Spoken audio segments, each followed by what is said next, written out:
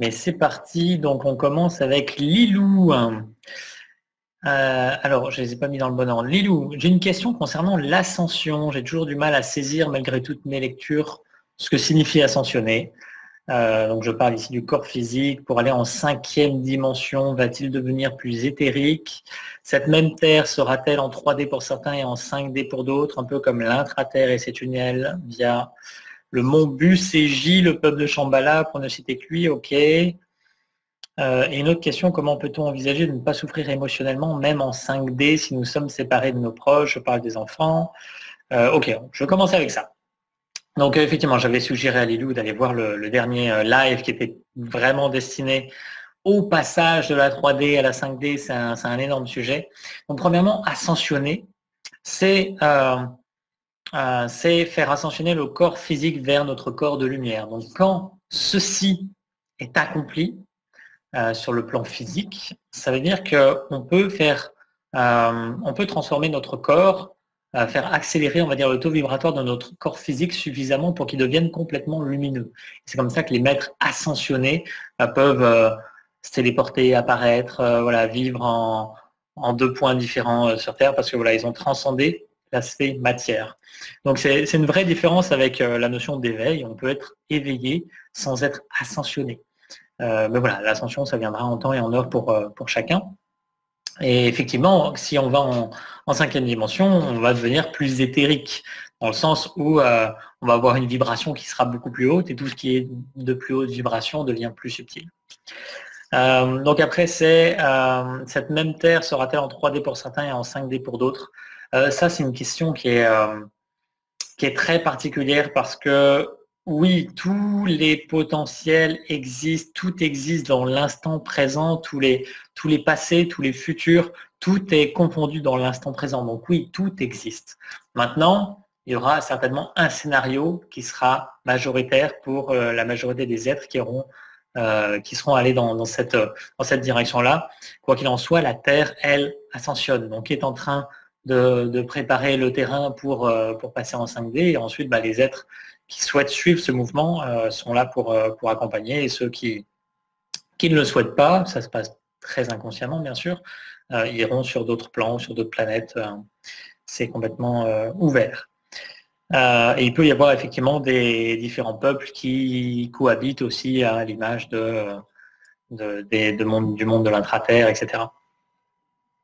Comment on peut envisager de ne pas souffrir émotionnellement en 5D si on est séparé de nos proches?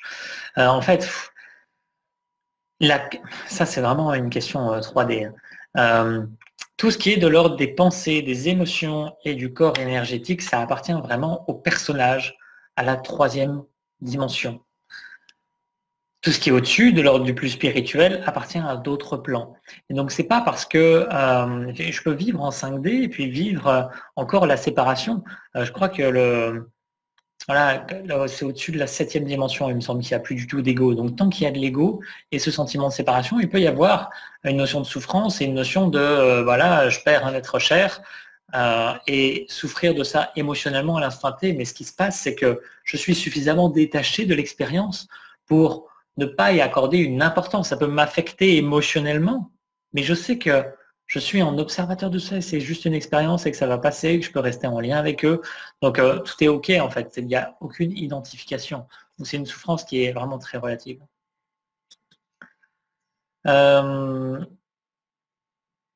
Ok, donc j'imagine, ouais, ça va dans le lien. J'aimerais tellement que mes enfants se reconnectent à leur divinité et qu'ils ne continuent pas de souffrir dans cette 3D. Alors ça, c'est le syndrome du sauveur. Chacun fait son expérience et tes enfants, ils sont multidimensionnels. Donc tu les vois peut-être englués dans leur 3D maintenant, mais ils sont multidimensionnels. Donc après, tu peux juste les accompagner par ta présence et juste ton ouverture et ça va de toute façon, voilà, ils vont progressivement prendre conscience parce que tout s'ouvre en ce moment, on voit dans tous les domaines, ça s'ouvre, il y a de plus en plus de belles choses qui voient le jour parce que ça libère, ça nettoie, notre humanité s'éveille de plus en plus, donc voilà, mais surtout pas de syndrome de sauveur. Voilà, donc voilà, comment ne pas être séparé d'eux, c'est vraiment cette notion d'être pleinement présent. Je vérifie juste le chat. Ok, ça roule. Une autre question de Lilou toujours. Est-ce que cet enfer pour les animaux va-t-il vraiment se terminer rapidement comme on l'entend partout? Alors, c'est une évidence en fait, effectivement. S'ils souffrent, s'il y a cet enfer aujourd'hui qui est créé, c'est qu'ils acceptent inconsciemment de jouer ces rôles-là pour nous permettre d'avoir ça en miroir. Parce que s'il y a une seule chose qui bug sur Terre aujourd'hui, c'est l'être humain, uniquement. C'est l'être humain qui a bugué. C'est l'ego. Donc toutes les manipulations qu'il y a par-dessus, et il y a des êtres effectivement qui sont plus élevés, on va dire, c'est pas spirituellement, mais énergétiquement, et qui ont la main mise sur l'humanité, mais ça perd du pouvoir aussi, parce qu'à mesure que nous nous éveillons à notre véritable nature, donc les animaux, bientôt, n'auront plus besoin de jouer ces rôles-là. Et donc oui, ça va s'arrêter. Donc oui, euh, les gens vont s'arrêter de manger, les animaux aussi. Mais voilà, il y a encore beaucoup de choses qui a à nettoyer. Il y a quelques jours, je tombe sur une pub à la télé, et c'était une pub sur l'agneau. Et juste sur l'agneau, juste pour vous dire manger de l'agneau. Et je trouve ça dingue qu'aujourd'hui encore, on nous incite à manger des bébés. Moi, vraiment, je trouve que c'est complètement dingue. Mais ça fait partie de notre expérience et donc voilà, on a juste à l'accueillir. Et bientôt, ça n'existera plus parce que ça n'aura plus de raison d'être. Aujourd'hui, quand on écoute tous les experts de la santé, et même alternatifs et tout ça, qui nous disent qu'il faut manger telle chose pour avoir telle vitamine, tel machin, et bientôt, on sera complètement détaché de tout ça. Ça n'aura plus aucun sens. Quand on est connecté à la source, on sait qu'on est nourri sur tous les plans et qu'on n'a pas forcément besoin d'alimentation physique et que surtout pas d'aller vers une alimentation carnée. Donc oui, ça va changer et de toute façon, il va y avoir un respect qui va s'intégrer de plus en plus. Après, je ne sais pas qu'il ne peut pas y avoir comme tu le disais avant, deux planètes qui cohabitent et dans lesquelles il y a encore des choses comme ça qui se perpétuent, mais voilà, je ne le ressens pas comme ça en tout cas. Je pense que ça a vraiment évolué sur la Terre en tout cas. Voilà, il y a vraiment un choix concret de Gaïa, d'ascensionner et de l'humanité. C'est un choix collectif. Maintenant, il y a des êtres qui résistent, mais voilà, le mouvement est en marche. A priori, rien ne pourra l'arrêter, même s'il y a une sacrée technologie à l'œuvre pour nous en empêcher. Dani, j'aurais aimé savoir au niveau des méditations s'il y a une pratique mieux que d'autres ou si ça se vaut, car dernièrement j'ai découvert les méditations du yoga Kundalini avec des chants et avec lesquels je me sens plus à l'aise. Doit-on aller vers celles avec lesquelles sont mieux ou certaines sont mieux que d'autres? Quelles sont les différences? Alors, j'ai fait une vidéo là-dessus qui en parle très bien, qui concerne les meilleures pratiques spirituelles. Le message phare de cette vidéo, c'est que les meilleures pratiques spirituelles, ce sont celles pour lesquelles on les considère les plus sacrées, qu'on va faire avec le plus de joie, avec le plus de présence. C'est celles-ci qui vont vraiment nous permettre d'être vraiment présents, de nous incarner et d'avoir des résultats exceptionnels parce qu'on est là. Si maintenant je vais m'imposer une pratique qui semble meilleure sur le papier, mais que je vais me l'imposer et que je ne vais pas y trouver de la joie ou il va y avoir une forme d'effort, ça ne va pas porter ses fruits. Et bien sûr, il y a des techniques qui apportent plus de résultats que d'autres, mais ça dépend clairement l'objectif que l'on a. Et à mon sens, le plus important, c'est vraiment d'être dans cette notion de sacré, de présence, de joie, d'enthousiasme. Et après, là, tu parles de Kundalini là-dedans, il y a des méditations pour éveiller la Kundalini qui sont extrêmement efficaces, qui sont souvent exigeantes, parce que ça demande un vrai effort au niveau du contrôle du corps et de la respiration. Et voilà, à des moments, je m'amuse à faire ce genre de choses, mais je le fais que quand je me sens appelé à le faire, que quand je sens que ça va m'être utile. Et l'idée, c'est vraiment de ne pas forcer les choses. Si on se sent appelé par certaines pratiques, c'est que c'est vraiment les pratiques qu'on doit faire dans l'instant. Donc effectivement, celles avec lesquelles tu es plus à l'aise, c'est vraiment le plus important. Après, Lison me posait une question, mais Lison, je t'avais répondu et tu m'as pas répondu, donc je vais avoir du mal à répondre à ta question. C'est quand l'instinct s'active, comment savoir que c'est vraiment l'instinct? Et là, je ne sais pas ce que tu mets derrière l'instinct. C'est ça, je vais te répondre de façon très basique. L'instinct, c'est, il y a un lion qui t'attaque, et l'instinct, c'est de partir en courant.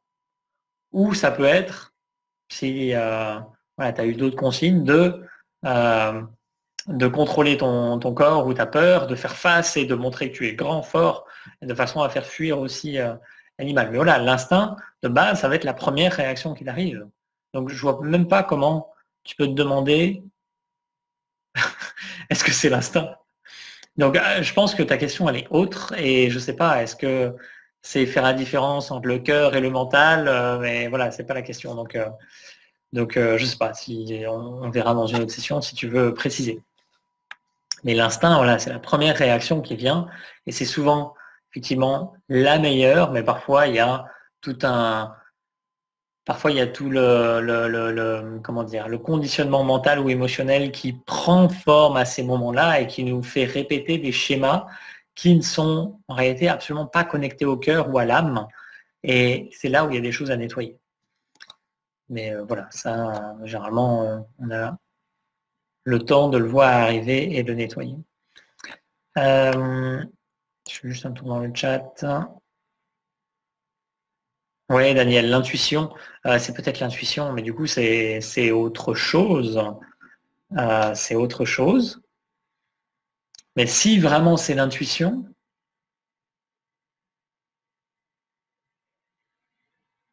dans ce cas-là, il y a une réponse corporelle aussi. C'est ça qui me vient dans l'instant. C'est qu'il y a une réponse corporelle associée. Si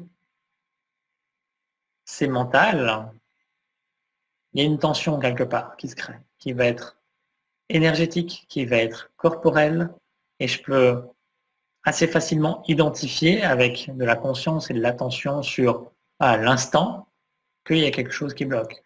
Souvent, ça m'arrive très souvent d'avoir une situation qui se présente et de sentir qu'il y a un conflit. Je ne peux pas dire quoi. Et je sens que c'est pas fluide.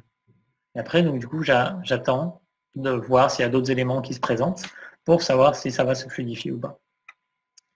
Mais voilà, après, plus on est en lien avec l'âme, en présence, en haute vibration, plus les messages de la vie sont tellement évidents que voilà, ça devient une évidence en fait. Plus je suis dans une haute vibration, plus je peux facilement déterminer ce qui est de l'ordre de l'âme ou ce qui est de l'ordre du mental ego.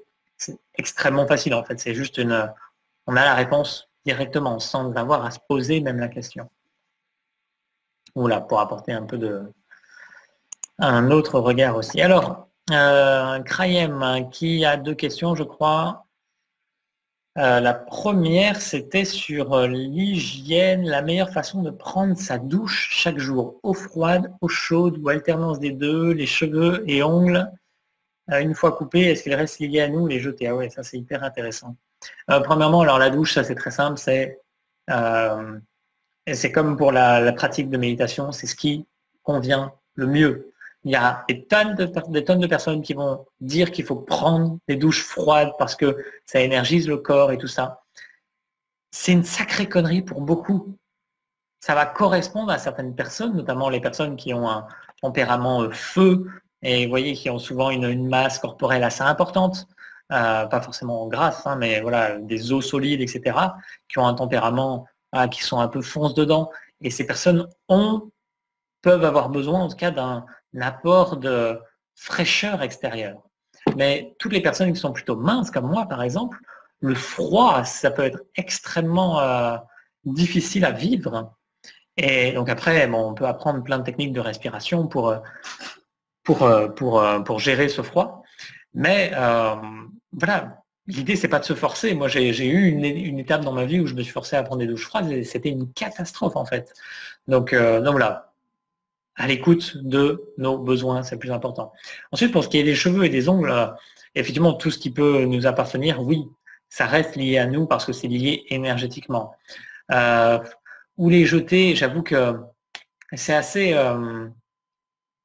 c'est assez mental hein, comme question, parce que si vraiment tu as confiance en la vie, de toute façon, il t'arrivera toujours ce dont tu as besoin et personne ne va venir te nuire avec ces choses-là, même si c'est une évidence qu'il y a des êtres qui ont la connaissance pour, voilà, et s'ils ont un cheveu ou un ongle à nous, ils peuvent nous faire subir des choses. Mais si on reste dans la lumière et dans notre plus haute vibration, ces choses-là ne peuvent même pas nous arriver. C'est hors possibilité sur le plan vibratoire.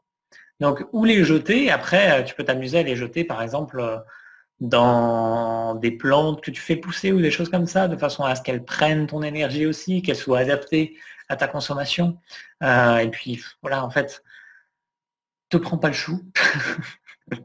Tu peux t'amuser avec ça pour informer vibratoirement certains éléments.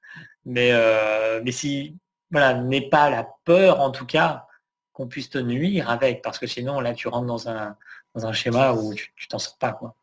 L'idée, c'est d'avoir la foi derrière que tout ce qui nous arrive, ça arrive pour notre propre bien, que si personne arrive à nous nuire par ces biais-là, c'est que d'une certaine façon, on en a besoin. Je fais une petite pause boisson.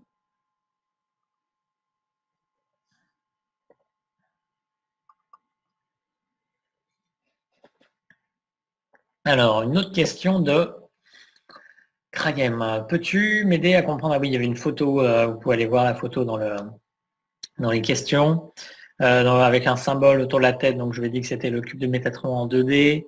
Et après, il y a donc toute une science. Donc, l'idée derrière ça, c'est comment apprendre la science de soigner les gens par l'énergie et par les formes, la géométrie sacrée et tout ça. Et la deuxième question, c'est peut-on dire que dans l'avenir, la médecine telle qu'elle est aujourd'hui va disparaître? Donc apprendre des techniques de soins, c'est extrêmement facile. Il y a des stages, voilà, de partout pour ça. Après, pour moi, la meilleure technique de soins, c'est tu te mets en lien avec le divin et tu te laisses totalement traverser.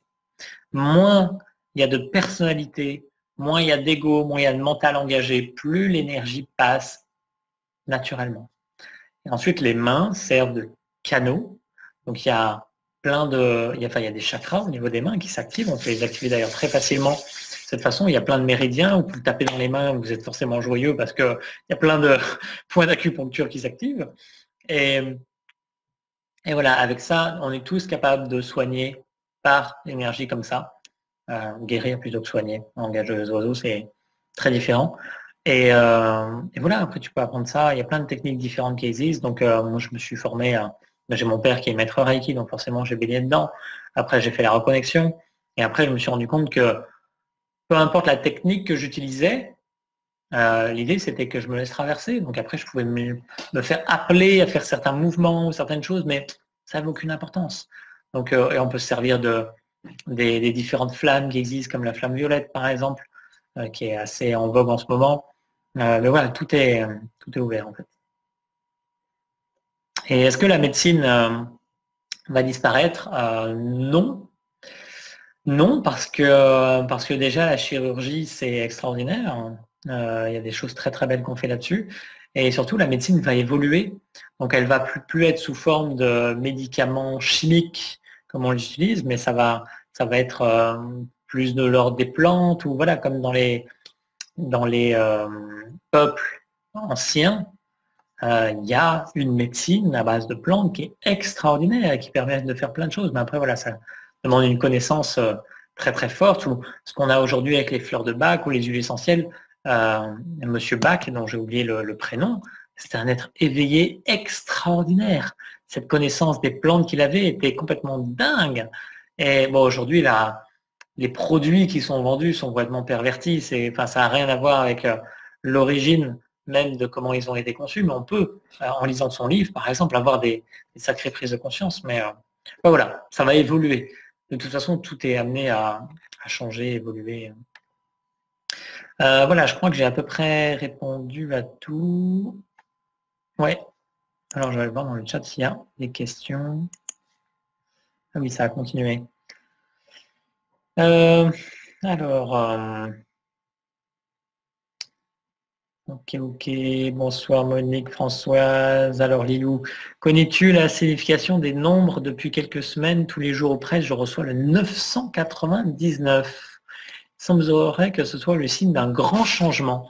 Alors 999, ça me parle pas comme ça.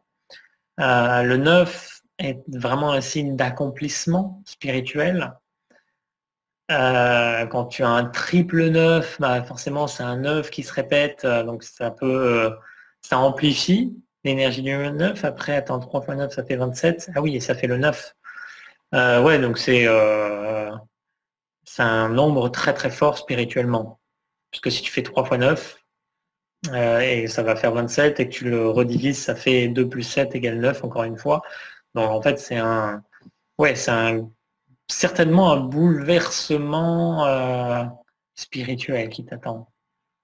Si vraiment ça se répète comme ça. Donc le signe que je verrai là-dedans, c'est, voilà, je te dis vraiment ce qui me vient, hein, c'est de te laisser porter vraiment par les intuitions que tu peux avoir et ce que tu ressens très profondément au niveau de ce que tu ressens juste en termes de spiritualité ou en termes de chemin que tu dois prendre maintenant. Il y a quelque chose qui te soutient dans cette démarche. C'est comme si voilà, toutes les énergies étaient favorables à ça. Voilà ce qui me vient comme ça. Oui, je connais Patrick Burensteinas, ouais. Eric Pearl, ouais. Alors Eric Pearl, je ne suis pas très fan, il est très commercial, mais oui, je connais la connexion. En fait, je connais tellement de choses.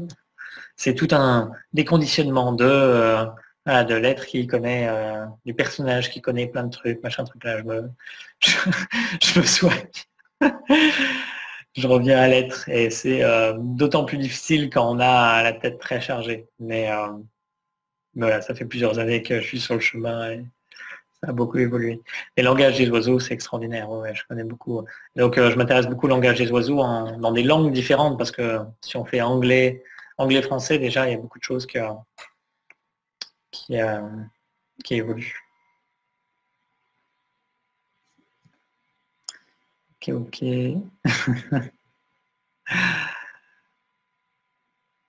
Ouais, après l'idée, juste pour finir sur ce partage, d'avoir la tête bien remplie, c'est que en passant, je vais être en conférence, en webconférence demain et je vais reparler de ça.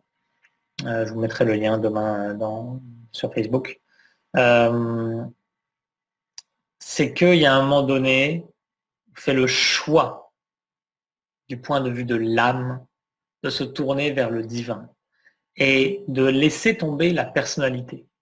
Donc ça ne va pas empêcher de temps en temps de pouvoir revenir. Mais il y a cet engagement au niveau de l'âme.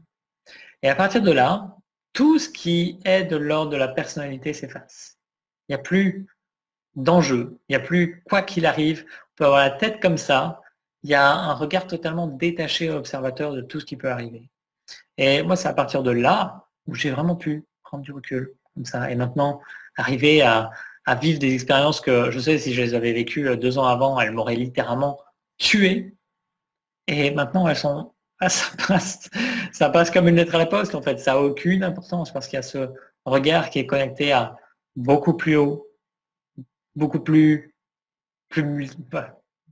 multidimensionnel et voilà, plus ouvert, plus non conditionné en fait à cette réalité du personnage. Donc ça fait vraiment toute la différence. Mais après, voilà, on peut jouer tous les rôles qu'on veut, avoir la tête remplie comme ça, faire des conneries, se moquer des autres, ou voilà, et faire que des choses très très simples dans notre vie, ou faire des grands projets. Ça n'a plus aucune importance. On est connecté à autre chose et on s'amuse juste dans l'expérience.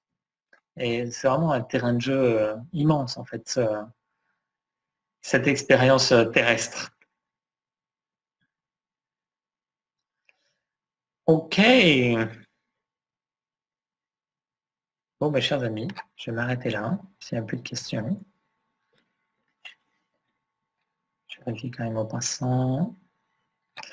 Donc, vous retrouverez ce replay sur YouTube si vous le voulez, ou même sur Facebook, mais bon, sur YouTube, j'enlève les morceaux du début et de la fin.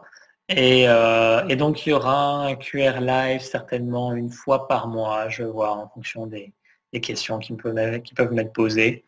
Mais voilà, la fréquence de une fois par semaine était trop intense. Donc, Donc voilà, ce sera certainement une fois par mois à partir de maintenant, en fonction aussi de ce que je ressens et des moments où je suis disponible. Donc, comme je disais, demain, je serai en webconférence sur notamment la 5e dimension, les énergies cristallines et le fait d'être connecté à cet originel. Donc voilà, si ça vous intéresse, j'enverrai le lien sur Facebook demain matin. Et puis voilà. Je vous souhaite une merveilleuse soirée et je vous dis à très très bientôt. Salut, salut, bye.